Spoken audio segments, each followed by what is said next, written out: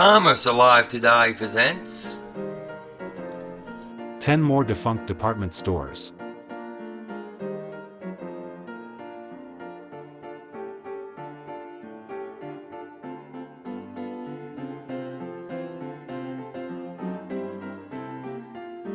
Stern Brothers was founded in 1867 by Isaac, Louis, and Benjamin Stern, sons of German Jewish immigrants. In that year, they began selling dry goods in Buffalo, New York. From these humble beginnings, the Stern Brothers became an important merchandising family in New York City at the time. In 1868, they moved to New York City and opened a one-room store at 367 6th Avenue. In 1879, the store was again relocated to larger quarters at 110 West 23rd Street. Outgrowing the store at 110 West 23rd Street, Stern Brothers erected a new structure at the same location, which became the new flagship store in 1878. It was noted for its cast iron facade at 32 to 36 West 23rd Street and 23 to 35 West 22nd Street. In 1913, Stern Brothers moved farther uptown and built a new flagship store near 5th Avenue and West 42nd Street across from Bryant Park. The new store had 9 floors with the buying offices located in the basement. Stern's catered to the carriage trade and had a separate entrance for customers like the Goulds and Astors. Since the store was near the New York City's theater district, many up-and-coming media stars worked in the store. The busy hours of the store were between 11 a.m. to 2 p.m., when workers were on their lunch break. By 2001, Federated Department Stores closes its Stearns division. Most of the Stearns locations are converted to Macy's immediately. Others are liquidated, with these stores either becoming Bloomingdale's or closing altogether. Manhattan Mall's Stearns location is one of these, and laid vacant, until it was redeveloped into office space. The lower floors now house a JCPenney. On July 7, 2020, JCPenney closed the Manhattan Mall location. By 2001, Federated Department Stores closes its Stearns division. Most of the Stearns locations are converted to Macy's immediately. Others are liquidated, with these stores either becoming Bloomingdale's or closing altogether. Manhattan Mall Stearns location is one of these, and laid vacant, until it was redeveloped into office space. The lower floors now house a JCPenney. On July 7, 2020, JCPenney closed the Manhattan Mall location. Ohrbach's first store opened on October 4, 1923, in the fire-damaged building where Adolf Zucker operated the world's first Nickelodeon. Founder Nathan M. Ohrbach launched his store with partner Max Wiesen, a dress manufacturer. After a time, there was a dispute between the partners. Wiesen refused to sell, so Ohrbach leased quarters nearby to open a second store, thus forcing Wiesen to sell. The growth of the fashion industry in California encouraged the company's expansion to the state. The firm utilized the services of a buying office in Los Angeles as early as 1939, and by 1945 opened its own. In 1948, it leased 3 floors and the mezzanine in a wing of the Welton Beckett William Wordman designed Prudential Insurance Company building on Wilshire Boulevard's Miracle Mile. In the 1960s, additional branches were opened in La Mirada Mall, and in 1964 a store in the San Fernando Valley's Panorama City Shopping Center, now occupied by the Valet Indoor Swap Meet. In 1965, the Miracle Mile store was relocated in the former Cebu department store. The current location of the Peterson Automotive Museum.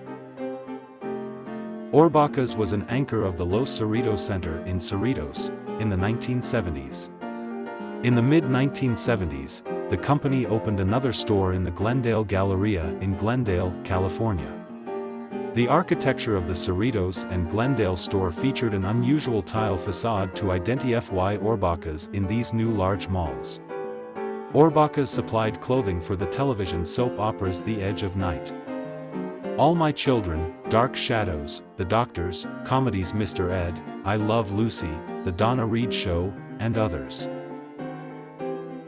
In 1954, Ohrbach's moved from its Union Square location to West 34th Street between 5th and 6th Avenues across from the Empire State Building. The 11-story building was formerly occupied by McCreary's department stores. In 1962, the Netherlands-based Brenninkmeijer Company bought an interest in the firm and increased its ownership until Nathan Ohrbach retired in 1965 and it obtained complete control. In 1967, they opened their first suburban New Jersey store at the Bergner Mall. Ohrbach's was one of 5 anchor stores located in downtown Newark, New Jersey during the last half of the 20th century. Following race rioting in July 1967, business declined at downtown stores. And conditions continued to worsen during the early 1970s. In 1973, Ohrbach's announced that it would close its store in Newark following the Christmas shopping season of that year. The store closed in January 1974 following a liquidation sale, and the remaining corporate offices located on the 5th and 6th floors of the Newark building relocated to space at the 34th Street store. The company's credit operations, also headquartered in the Newark building, were moved to space in the firm's Bergner Mall location. At the time of Ohrbach's departure, the other department stores operating in Newark stated they were still committed to downtown, but they began closing in 1976. By 1992, the last remaining firm, Macy's/Bamberger's, shuttered its downtown location. In June 1986, Brenninkmeijer's Mcena renamed American Retail Group in 1994 acquired Howland Steinbach from Supermarkets General Corp. And announced the shuttering of all 6 California locations as well as Ohrbach's flagship store on 34th Street. The remaining 5 stores, plus 1 unit under construction in the Smith Haven Mall, reopened under the Steinbach banner on February 1, 1987.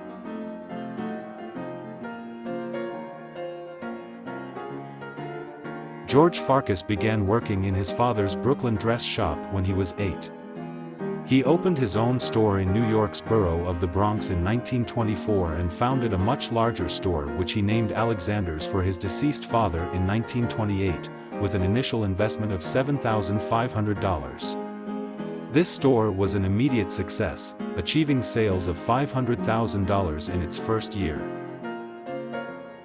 Wartime and post-World War II prosperity brought Alexander's clients into the middle class, but also dispersed them into the suburbs. In a quest for fashion leadership in the low-margin field and at the urging of Farkas's eldest son, it upgraded its merchandise by making exclusive arrangements with European manufacturers. Alexander's was a private corporation controlled, at this time, by Farbro Corporation, a holding company owned by Farkas, his wife, and 4 sons. In 1962, Louis Schwadron, a relative who had helped found Alexander's and owned, with his family, a large block of its stock, sold his 38% interest to Corvette's, the largest discount store chain in the U.S. The Farkas family, however, refused to sell Corvette the slightly more than 50% of the stock that it held. In 1967, Spartan Industries, which had purchased Corvettes, agreed to sell the Farkas family half these shares of Alexander's and to market the remainder in a public offering of stock. Alexander's, a publicly owned company, was established in 1968, with George Farkas's son Alexander as CEO. An initial public offering of about 40% of the outstanding shares raised about $41 million. Alexander's continued to add stores in the 1970s. Most sales continued to be by cash or check, but the company accepted its first credit card in 1972, subsequently increasing to 4. About 75% of sales was apparel and accessories in the 1970s. The chain was not selling major furniture or appliances. Sales grew to $505.09 million in fiscal 1980. But net earnings peaked at $7.06 million in fiscal 1970 and totaled only $1.05 million in 1980. By this time, Alexander's was ripe for acquisition by Stephen Roth, an entrepreneur who had closed the Two Guys owned by Vornado Incorporated and converted its properties into suburban shopping centers. Roth's Interstate Properties Inc. was Alexander's largest individual stockholder in late 1980. Allied with two of George Farkas's sons, Interstate won 5 seats on the company board and effective control of the company. Robin Farkas, one of the insurgents, succeeded his brother as CEO of Alexander's in 1984. Alexander's revenues continued around $500 million a year through fiscal 1987, but net earnings diminished, and in fiscal 1988 lost money.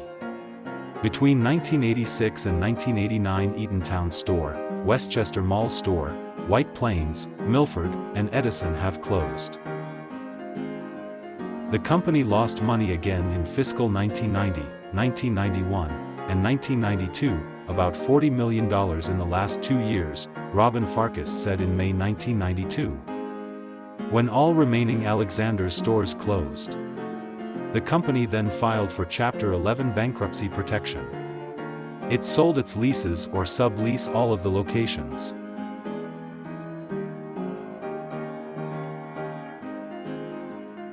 The precursor of the main company was a store opened in 1881 by William Filene. William Filene was a German Jewish immigrant from Posen, Prussia, who immigrated to Boston in 1848. Although William Filene is credited with creating Filene's, it was his sons, Edward Filene and Abraham Lincoln Filene, who expanded the business greatly. Edward and Lincoln were two of the best-known businessmen in America and were responsible for converting their father's clothing store into one of the largest department stores in the country. The two sons assumed management of the store in 1891 and inherited the store upon their father's death in 1901, when it was known as William Filene's Sons Company.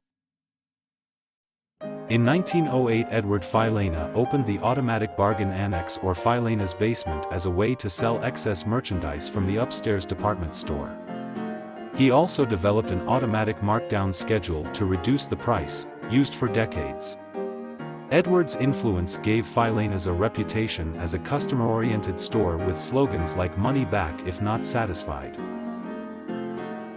A new main store, Filene's Department Store, was completed in 1912 in Boston on the corner of Washington and Summer Streets.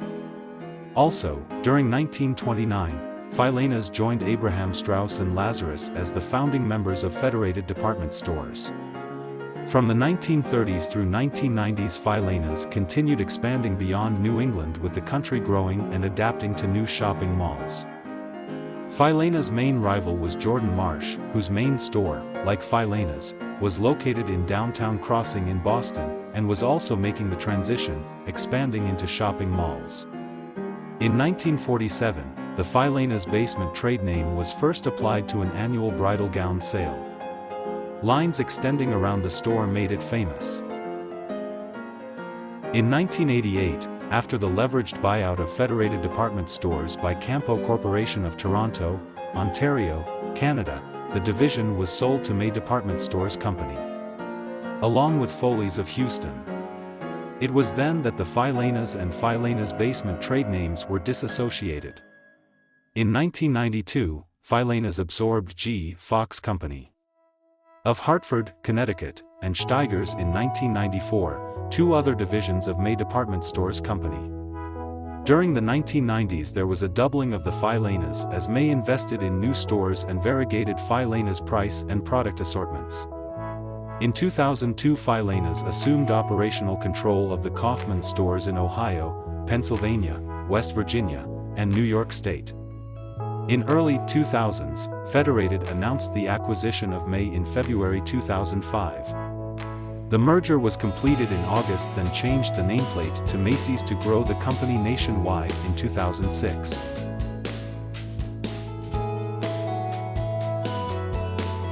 Bergner's was founded in downtown Peoria in 1889 by Peter Allen Bergner. The famous red stone building housed 6 floors that included a tea room, a millinery, a cobbler, and its famous fine china department. The store stood on the corner of Adams at Fulton Streets across from the then rival, Block Coal Company. In 1957, a second Peoria Bergner's location opened at the then suburban Sheridan Village Shopping Center. Between 1961 and 1973, the Sheridan Village location sold the most merchandise per square foot of any department store in the United States. This Bergner's was the largest department store in Illinois outside of the Chicago area. During the 1970s, the chain opened several additional locations in Pekin, Bloomington, Decatur, Champaign, Galesburg, Quincy, and Peru. During the 1970s, Bergner's opened a budget store in the Madison Park Shopping Center in Peoria. Not expanding on this concept, the Madison Park store was closed in 1993. Bergner's grew robustly in the late 1970s and 1980s. It acquired the 8 stores of Myers Brothers Company of Springfield, Illinois, in 1978. In 1985, Bergner's acquired Boston store and all of its department stores in Wisconsin along with 3 Gimbels locations. In 1989, P.A. Bergner bought Chicago's Carson Pirie Scott for over $450 million. Carson's itself had just bought Minneapolis-based Donaldson's in November 1987. With this, Bergner's was a major Midwestern presence, with stores in 5 states, Wisconsin, Illinois, Minnesota, Indiana, and Iowa, operating under the Bergner's, Carson Pirie Scott, and Boston store names. Maus Frères S.A., based in Geneva, Switzerland, acquired the company after the younger Bergner's death and gave the store its unique red logo of 6 hexagons, an emblem Bergner's now shares with 5 corporate siblings as well as 2 current Maus subsidiaries. The downtown Peoria store remained open until the mid-1980s and was demolished in 2000. One Technology Plaza now occupies the site. In memory to the long history of Bergner's to that location, the cornerstone of the Red Rock building is still on display outside the entrance. In August 1991, Bergner's filed for bankruptcy. It exited Chapter 11 in 1993 with the new name Carson Pirie Scott Company and became a publicly traded company. Profits Incorporated, now Saks Incorporated, bought the company in 1998 and named the purchased group of stores the Northern Department Store Group internally. Its purchase increased the northern presence of the Saks Company. In July 2005, Saks completed the sale of its Southern Department Store Group consisting of Profits and McRae's to Charlotte, North Carolina-based Belk Incorporated. On October 31, 2005, Saks announced that it was selling Bergner's, Carson Pirie Scott, Yonkers, Boston store, and Herberger's to Bon-Ton Stores in a $1.1 billion deal. The transaction was completed on March 6, 2006. As of 2006, the Bergner's name was used at 14 locations. Bon-Ton Stores announced on April 17, 2018, that they would cease operations and began liquidating all 267 stores after 2 liquidators, Great American Group and Tiger Capital Group, won an auction for the company. The bid was estimated to be worth $775.5 million. This included all remaining Bergner stores after 128 years of operation. According to national retail reporter Mitch Nolan, stores closed within 10 to 12 weeks.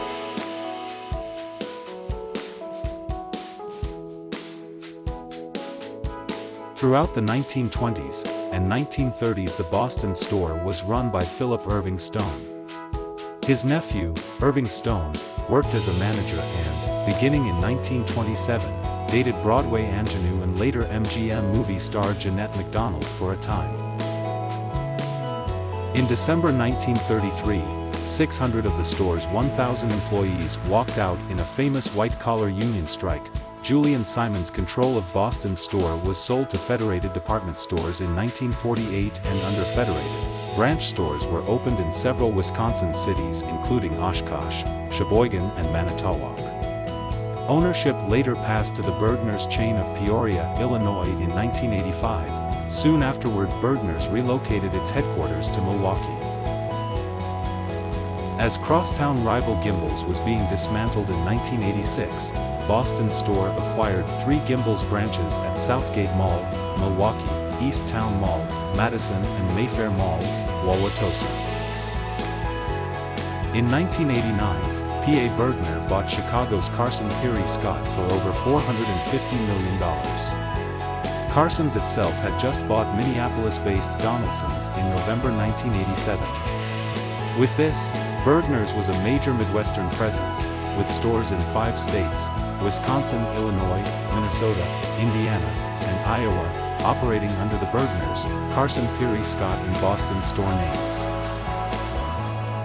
In 1991, Bergner's filed for Chapter 11 bankruptcy, with Mouse Frères S.A. losing control of the company in a bitter fight. In 1993, the organization emerged from bankruptcy court under the name Carson Pirie Scott Co., trading under the symbol CPS. Eventually, Profits Incorporated, now Saks Incorporated, bought Carson Pirie Scott in 1998, and its purchase increased the northern presence of the Saks Incorporated company. In July 2005, Saks completed the sale of its Southern Department Store Group consisting of Profits and McRae's to Charlotte, North Carolina-based Belk Incorporated. On October 31, 2005, Saks announced that it was selling Boston Store and its other Northern Department Store Group stores including Carson Pirie Scott, Bergner's, Yonkers, and Herberger's to Bon-Ton stores in a $1.1 billion deal. The transaction was completed on March 6, 2006. Yonkers stores in the Milwaukee area were rebranded Boston stores, simplifying the company's ads to feature one Bon-Ton banner per market. On April 17, 2018, 2 liquidators, Great American Group and Tiger Capital Group, won an auction for the company, with a bid estimated at $775.5 million. Stores were closed within 10 to 12 weeks.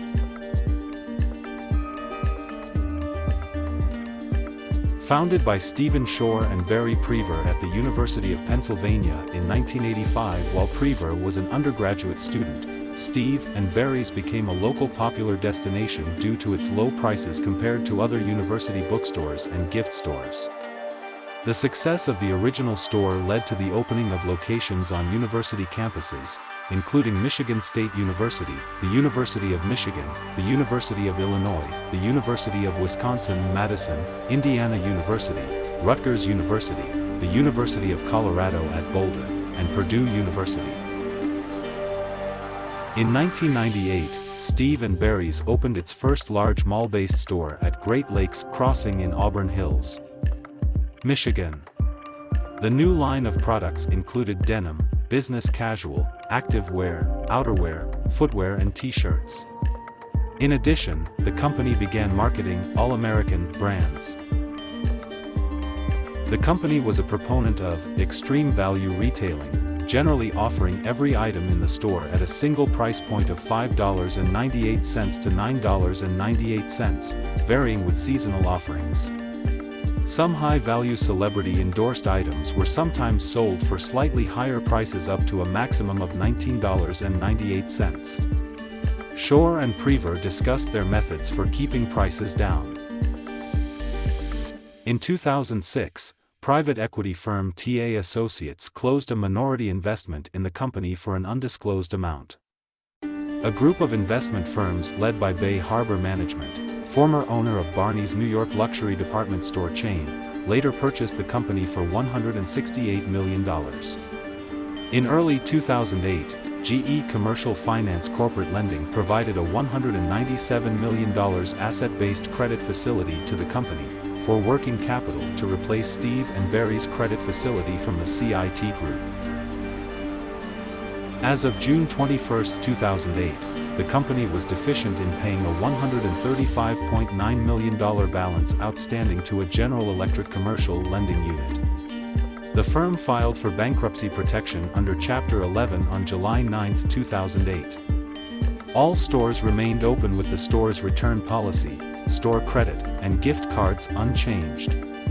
Founders and co-chief executives Steve Shore and Barry Prever cited liquidity concerns and generally harsh conditions in recent months. The Associated Press reported that Steve and Barry's was considering a plan to sell all or some of its assets to repay its outstanding debt. Steve and Barry's was also in talks with Sears Holdings Corporation for a possible acquisition. It was reported that Sears might have been interested in buying some or all of Steve & Barry's brands, or that Sears Holdings could open Steve & Barry's store-within-a-store areas in its Sears or Kmart locations. On August 21, 2008, Steve & Barry's announced that BHSB Holdings LLC, a newly formed affiliate of investment firm Bay Harbor Management LC, agreed to acquire certain assets of Steve & Barry's.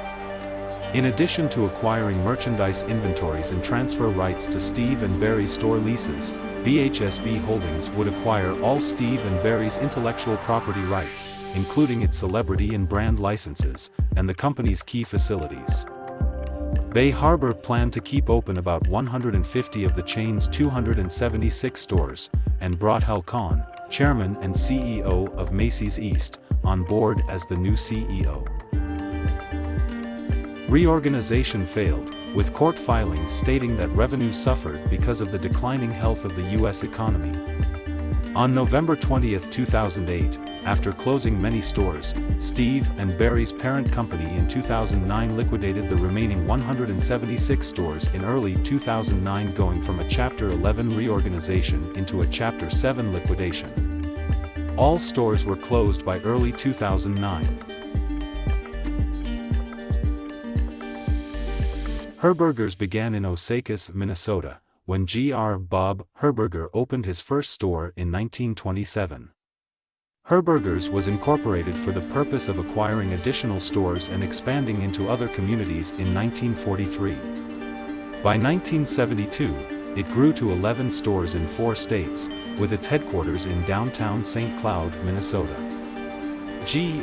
Herberger's, Inc., by then an employee-owned company, merged with Profits Incorporated in 1997 in stock deal valued at approximately $160 million. As Profits Incorporated evolved into Saks Incorporated with the company's acquisition of Saks Fifth Avenue, Herberger's eventually became part of the corporation's Northern Department Store Group, an assortment of store locations initially acquired by Profits Inc. as Carson Pirie Scott Company. On October 31, 2005, Saks announced that it was selling Herberger's and its other Northern Department Store Group stores, including Carson Pirie Scott, Bergner's, Boston Store, and Yonkers to Bon-Ton stores in a $1.1 billion deal. The transaction was completed on March 6, 2006.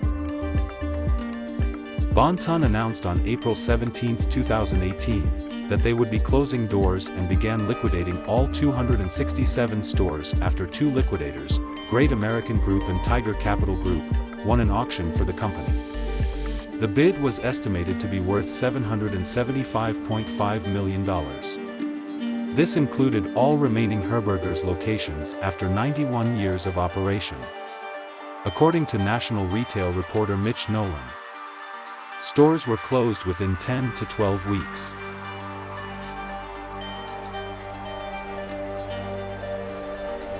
Samuel Walter Woodward and Alvin Mason Lothrop opened a dry goods store in Chelsea, Massachusetts, in 1873, and maintained several stores in the Boston area. In partnership with Charles Cochran, on February 8, 1880 they moved to Washington. For many years, their department store would sponsor a Founders Day sale in early February. Woodward, Lothrop and Cochran opened at 705 Market Space, now the United States Navy Memorial, at the intersection of Pennsylvania Avenue and 7th Street Northwest, in Washington, D.C.'s downtown shopping district. The first store was so successful that within a year, they moved to a larger location at 921 Pennsylvania Avenue. After flooding in 1886, they moved again to the corner of 11th and F Streets. N.W. Woodward and Lothrop purchased Cochran's share of the partnership, and the new store was renamed Woodward and Lothrop. Both Woodward and Lothrop became active in civic life. Woodward, for instance, became president of the Washington City YMCA in 1898, and donated money for the renovation of its facilities. In addition, Woodward's daughter and heir, Helen, and her husband Luke Ingalls Wilson later donated the bulk of the acreage of their Bethesda estate for the formation of the National Institutes of Health. After Wilson's death from cancer, Helen was instrumental in the creation of the National Cancer Institute. The store they founded itself became a fixture. The Woodward and Lothrop toy department introduced two phenomena to the American public.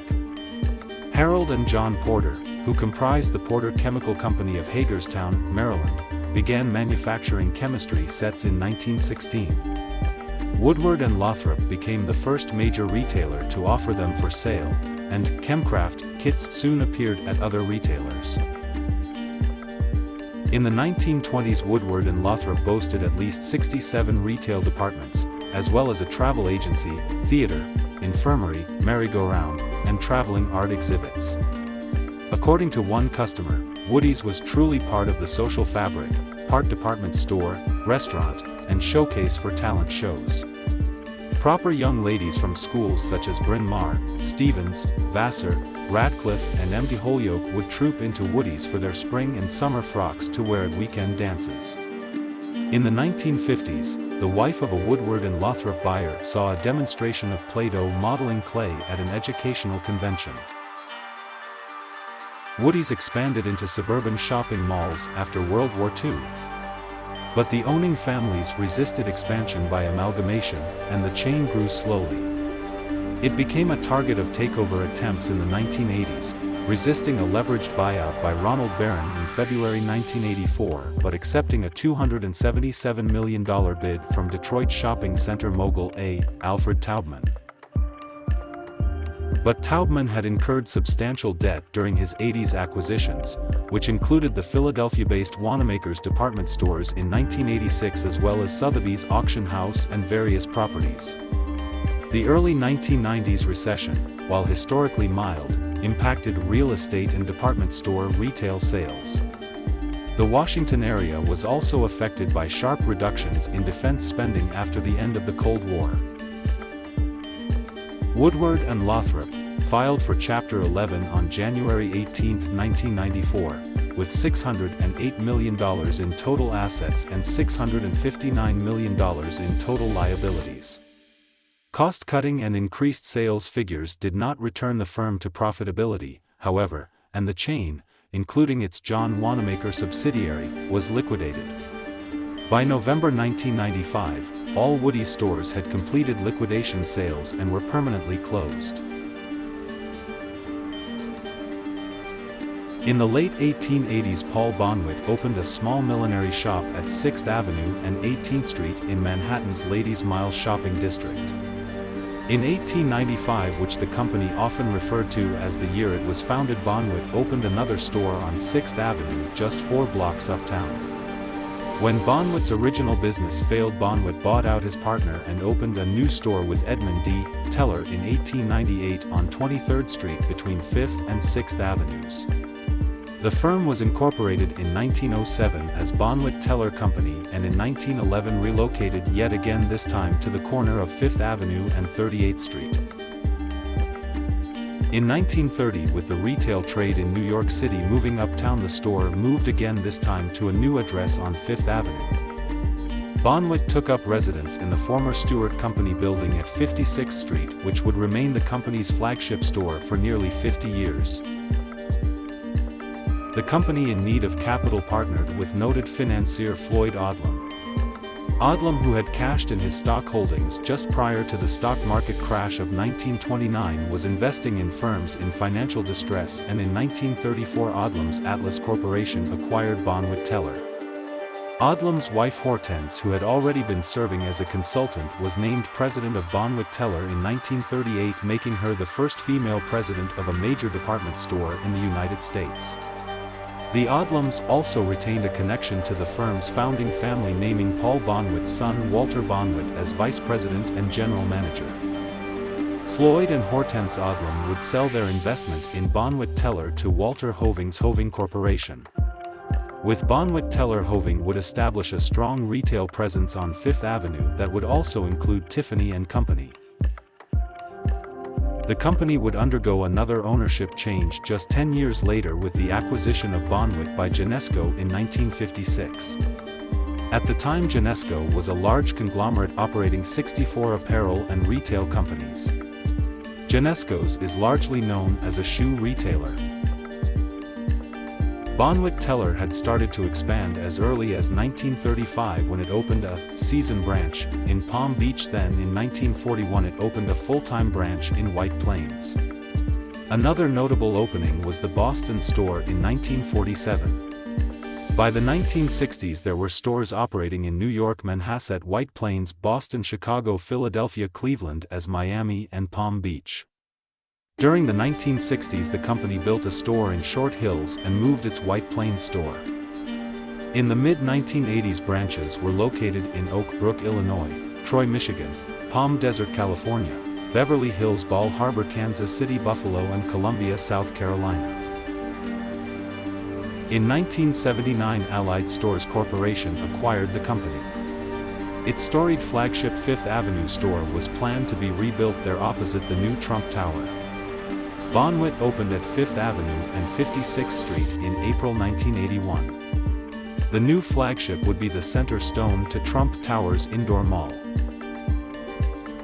In 1987 Allied Stores Corporation sold Bonwit Teller for $101 million to Hooker Corporation, an Australian business.